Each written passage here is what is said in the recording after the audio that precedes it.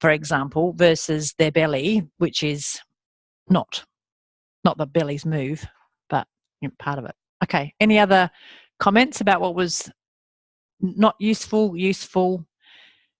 Don't know if it's useful.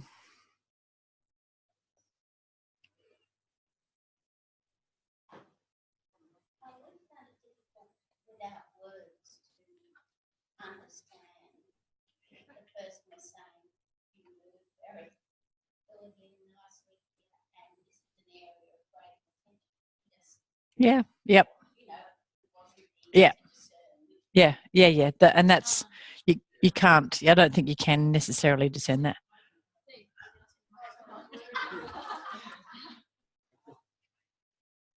Yeah. So sorry, that was probably me not thinking through that instruction well. And what I meant more was, can you tell the difference? Because what does it feel like to have somebody highlight something that you didn't know that you were unaware of? It feels great. Okay, so some people find that really illuminating and nice, and other people might find it feels corrective. That would be the two extremes. So it wasn't that you could tell the difference necessarily, but what does it feel like? How, and therefore the person who's touching you, how do you avoid having somebody feel like they're being corrected? Here, Linda. Yeah. The quality of how they moved you, yeah, to me, made it all nice, okay, rather than someone going, oh, that's not, Yeah, yeah. Okay, good. That's so being nice. Who was I talking about with nice, Jane? Nice. Follows on from what Linda said, yeah, anyway. So Chelsea was kind of light where she felt I was okay. Yep. But a little bit more firm where maybe there was a bit of extra attention needed, which I hadn't thought about it at all. So yep. Okay. That would be another way of experiencing. But you did you experience it as corrective or yucky or fine? I liked it. Yep. Any other comments? I don't know if this is just me, but I'm very sensitive around my collarbone. Is that It's just common? you, Jane. No, I've never met anybody else like that. Okay. Sorry. I know, Jane, so I can get away with being sarcastic. It's really common, and in fact, in some people you just wouldn't go there. Now, how do you know that they're a person that you wouldn't go there? Yeah, you would go anywhere near there, and they'd go, "Let's stop breathing." So so it's not only it can be so profound that you just don't touch the front of people's chests. Like, I mean, you could be sort of obvious about it and say, a woman who's had bilateral mastectomies might not like it, or someone who's just had open heart surgery. So literally they've had their sternum chopped down sliced down the middle, will feel very vulnerable. So that's the obvious kind of, but it can be for no good reason, only bad reasons. No, it could be for any reason that people don't like it. Yeah. So that's it. Yeah, they slice through here. People stop breathing because I said it hurts, but if we were watching, I might stop breathing. Yeah, that's right. Yeah, yeah. And so you don't know that because some people don't know that about themselves. They don't know that they don't like being touched somewhere until you touch them. So that's when people, so we're talking about this, people don't know what they don't know. That would be it. That's a classic. And so you go there in a is it okay way, like you don't launch straight into it. Now, I'm constantly aware that I do launch straight into things with FI, but so I'm contradicting myself. You guys, and I don't necessarily say this is a verbal thing. Is it all right for me to touch you there? But if it is a place that is notoriously tricky, like around the chest or around the belly, I actually would ask, is this okay if I touch you? Certainly if I touched somebody's ischial tuberosities, I'd say, is this okay? Like I would ask. I do, just because, some of my colleagues at uni who, they just drive me crazy. They're teaching the students to ask permission for every fucking thing that they do. And I just think as a patient, I would go crazy. Like, is it okay if I sit here? Is it okay if I look at you? Is it okay if I, brush my hair out of my eyes? No, it's not quite that bad. I just think, come on, this is a relationship that we don't have to. But we are in a space of needing some kind of permission. So my rule of thumb would be, for people I don't know, is down the sternum, anywhere around the chest, I'd ask permission. Is it okay? Around the butt, lower abdomen. And any time you notice somebody holding their breath a bit, or frowning or doing anything, you say, is this okay for you? How are you feeling?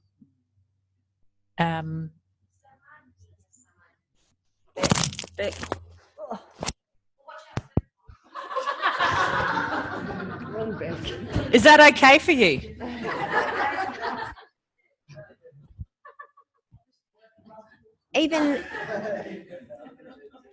Even when asked, people are liable to say yes, because you're the practitioner, I'm the patient or the pupil or whatever. Yeah. So are you feeling uncomfortable? No. Yeah.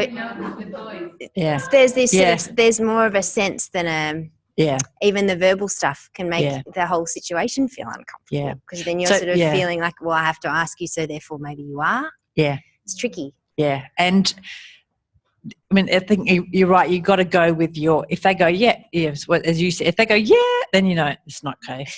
And even if you notice that they say yes, and you're still finding there's something in your waters, so to speak, that says they're not, because that's the thing is, yes, we are after nice, not for the sake of niceness, but because that's where people are going to learn something. And so, it's not a massage. It's not about feeling, nice in that sense, just, oh, you feel nice. It is a lesson. However, we do have a principle that we learn best when we feel safe and comfortable and it's pleasurable. So that's the reason. We actually couldn't give a shit if it feels nice or not. We want the learning situation to happen, in which case it has to be nice. Do you know what I mean? Like, we're not being nice for the sake of nice. So that comes back to setting up the right environment, the right environment and the right relationship. Yeah. Speak into the box. That's right. Yes. And how do you know this? Well, are you the perfect conversationalist now? Do you never put your foot in it in a conversation now? Yeah, me neither. Like, we still do, we still make mistakes in conversations, and we go somewhere in a conversation with somebody where afterwards we think, oh, perhaps we shouldn't have. And that's going to happen in your FIs because they're a conversation. Yeah. And that will happen in FIs, and all you can do is kind of say, yeah, sorry, didn't realise. Now, there's some story lurking in the back of my mind where I seriously stuffed up and didn't pick up cues. It might have even been in a training program. I honestly can't remember, but it was someone who had been sexually abused, and I didn't pick it up, and I wasn't working particularly intimately anyway, because I don't. Yeah, that's right. I was teaching. We do a segment over the table. We're leaning over the table so that the student is on their knees leaning over the table, so your bum's exposed. And that person volunteered to. She didn't volunteer. She was just sitting there, and it's like, Anastasia, would you mind? I want to demonstrate. And afterwards, she came up to me and she said this. I didn't pick it up. Now, actually, she told me it because it was actually perfectly fine, and that was actually really good for her, that she could say yes, that she was happy to be in that position in front of 30 other people, and that was part of the process. But she just thought I would like to know that. Well, I didn't pick up anything when I was working with her. So she, why am I telling you that story? It happens. You don't know.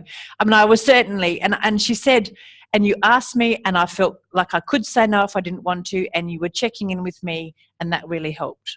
Because when you put someone in the position like that, you do check in with them as how is this okay for you.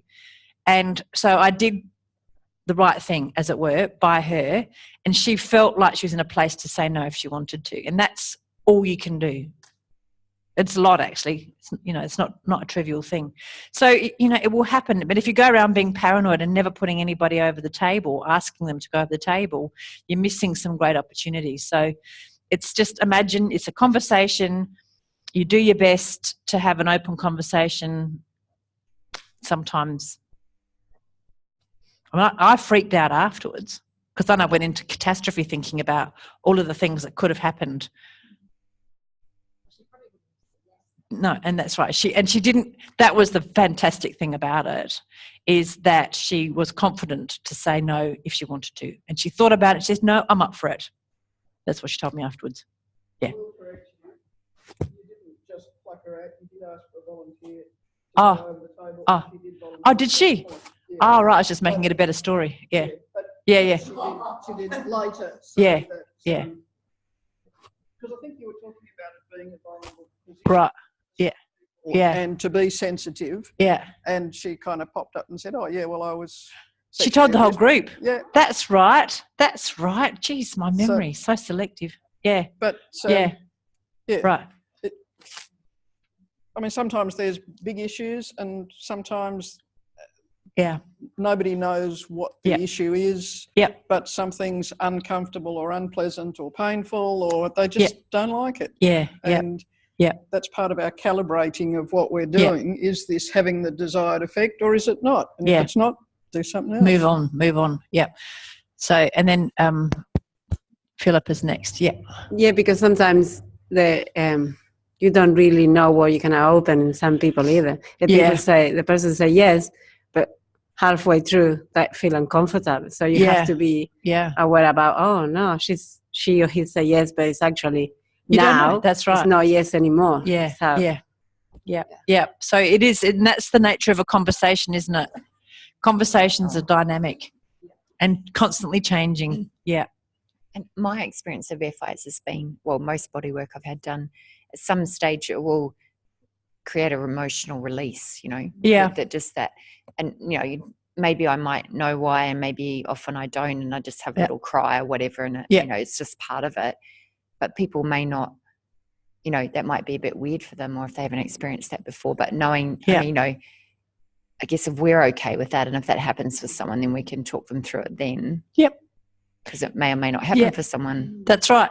And, our job is to not make a little deal or a big deal about anything. Because we have this weekend away with these friends, and a masseur comes in and gives us a massage. I actually don't like massage, so I usually have a facial. Now I was just lying there having a facial, and it was very nice. And apparently my breathing really changed, which it would do if you're lying for an hour. Of course my breathing changes. And of course this masseur was very... dolphin music everywhere. And she tried to make a big deal at the end of it. She said, and after 20 minutes, I noticed your breathing really changed. So what was going on for you then? I don't know. And I wasn't that rude, but inside I was going, shut up. I just wanted a facial. My breathing changed because I relaxed. And I was much more polite than that. But inside I was going, it's none of your business. Just give me the facial.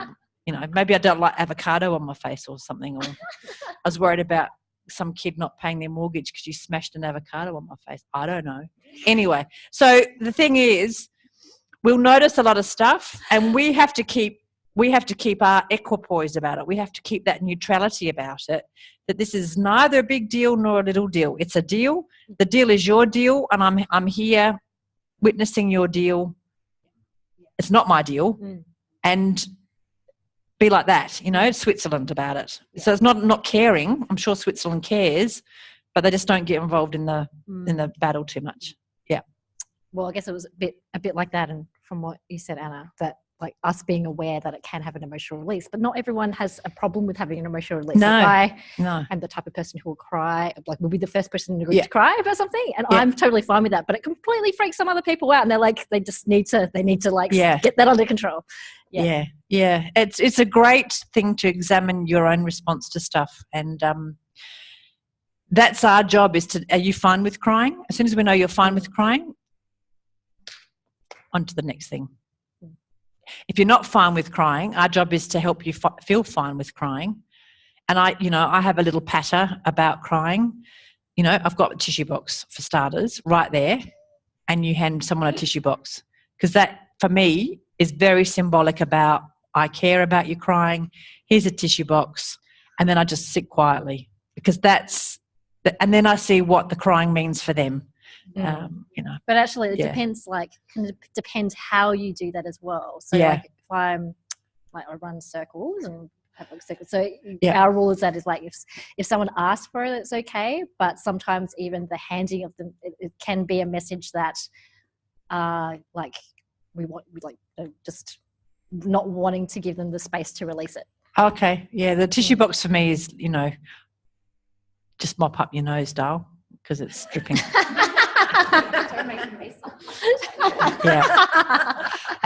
No, that sounds callous.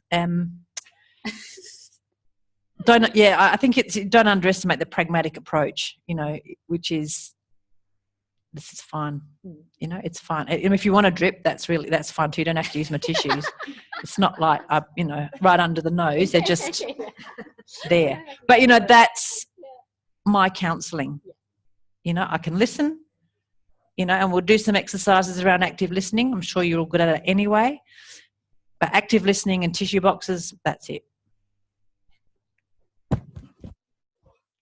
Later on, we're going to talk a bit about open-ended questions and obviously closed questions. And to my mind, that's the perfect time for a closed question.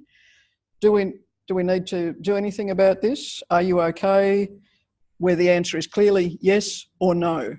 It's not, oh, what's the matter? Tell me your story, which are open-ended questions and elicit possibly the stuff. The stuff is not our job at that time. The question is, do we keep going? Do we take a pause? Do we do something and get a simple answer and then go on? Yeah. I mean, we'll talk a lot more about those sorts of tactics that you can use. However, now is the time to examine your relationship with other people's emotions and how comfortable you are to sit with other people's emotions, because that's actually what's at the bottom of this, which means your level of comfort with your own emotions and knowing what's yours and what's theirs. What you constantly, now that you're doing the sort of starting to put your hands on people, you're going to constantly ask, are they moving like that because is that me or is that them? And it's the same physically. Like, are they moving easily because I'm moving easily, or are they feeling really stiff because I'm feeling stiff? And you won't know for a long, it's even, Jenny and I was still, is that me or is that them? So we'll experiment with it. And it's the same thing with the emotional stuff, so that you're not what your emotions are and what your relationship is with them. And therefore you can be much cleaner about knowing what their relationship with their emotions are. And I remember in my training, I think it was my training, I got an FI. All of our FIs were class FIs, and we had to watch them. Like, we weren't allowed to go off. Oh, of course I did, because there's 120 people who would know. But anyway, we were theoretically all meant to be there. So you always had an audience when you're having an FI. And I remember Arlene Zones, some of you may have met, gave me a lesson. Now, she's quite notorious for going in deep, as it were. And I sat up, and it was a great lesson. And I sat up and I burst into tears. And she was, and I guess in a way she was that role model for me, in that she didn't buy into it and she didn't negate it. She just, I don't know that she had a tissue box there. She said, do you know what that's about? Or something like that. And I went, no idea. She went, you okay with it? Yeah. Woo! Yep. And that was it. It was real. It wasn't cold-hearted. She said it with warmth. And genuine caring, but she didn't buy into it. And that was fantastic role model for me. This is how you can just be with somebody, make sure that they're okay. She saw that I was okay, and then off we tooted. Still have no idea. It was just probably something that you're talking about, just some massive release somewhere. Had no cognitive, psychological significance for me that I've ever been able to fathom. Whatever. You sit with them, and then you find out what they do to, if it's usual, and then you put in place some. If they give you some strategies about what they normally do, you make sure that happens. If they don't, if this is really unusual for them, you can ground them. But we'll go into more things like that later. But I have to say, it's very rare.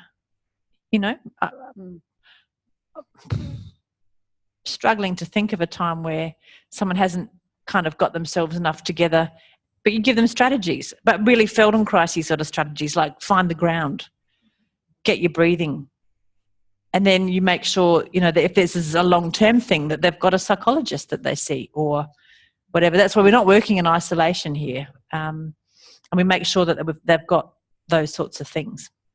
Yeah. All right. Any other comments about that particular exercise that popped up that was interesting? Alison?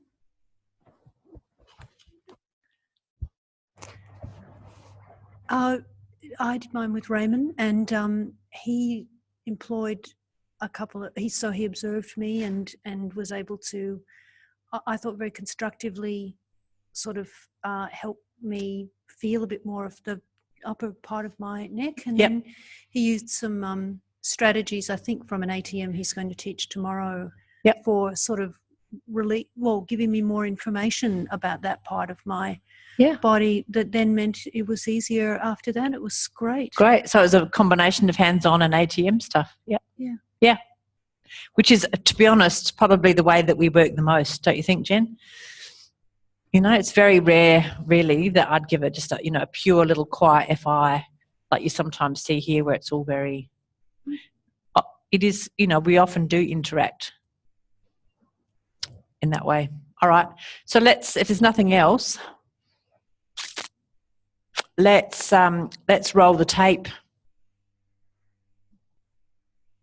No, it's not tape. It's just, look, to be perfectly honest, I use PowerPoint not because I think you need to see a PowerPoint.